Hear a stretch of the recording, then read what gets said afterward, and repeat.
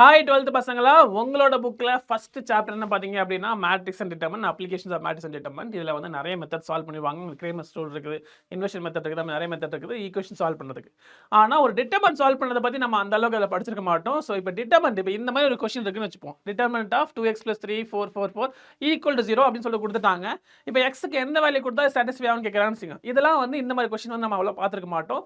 இந்த மாதிரி கொஸ்டினை வந்து கரெக்டாக சால்வ் பண்ணோம் அப்படின்னா ரொம்ப பெருசா போகும், பெரிய லெங்தா போகும். ஆனா இதை குயிக்காக சால்வ் பண்ணதுக்கு ஒரு மெத்தட் இருக்கு. அது என்னன்னு பாத்தீங்க அப்படின்னா ரொம்ப சிம்பிள். இப்ப இந்த இடத்துல 2x + 3க்கு பதிலா நம்ம 4 போட்டா என்ன ஆகும் சொல்லுங்க பாப்போம். 2x + 3க்கு பதிலா 4 போட்டோம் அப்படின்னா 4 4 4 4 4 4 4 4 4 எல்லாமே 0 ஆயிடுமா? ஸோ அப்போ ஆட்டோமேட்டிக்காக டிட்டர்மினன்ட் வந்து ஈக்குவல் 0 ஆயிடுமா? ஸோ அப்போ 2x + 3 = 4 எடுத்தோம் அப்படின்னா 2x = 4 - 3 which is equal to 1.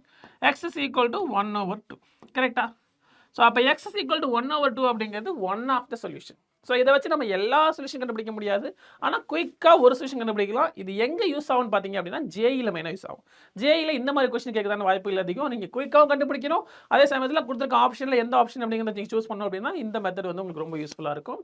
இது வந்து நமக்கு ஸ்டாண்டர்டாக வந்து ஸ்கூல் புக்கில் சொல்லி தர மாட்டாங்க, உங்கள் ஸ்கூலையும் சொல்லி தர மாட்டாங்க. ஸோ இந்த மாதிரியான சின்ன சின்ன ட்ரிக்ஸ் வந்து புக்ஸ்லையும் யூஸ் ஆகும், அதே சமயத்தில் உங்கள் ஜேஇலையும் யூஸ் ஆகும். அப்படின்னா இந்த மாதிரி ட்ரிக்ஸ்லாம் நீங்கள் வந்து எங்கே கற்றுக்கலாம் அப்படின்னு பார்த்தீங்கன்னா அமரன் பேட்சில் மட்டும் தான் கற்றுக்கலாம்.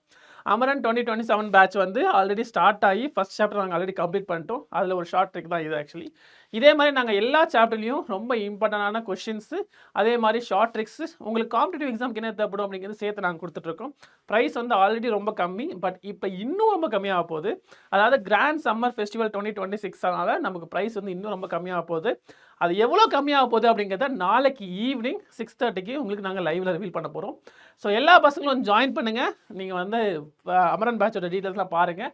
சப்போஸ் உங்களுக்கு யூஸ்ஃபுல்லாக இருக்கும் தெரிஞ்சு அப்படின்னா நீங்கள் சப்ஸ்கிரைப் பண்ணிடுங்க.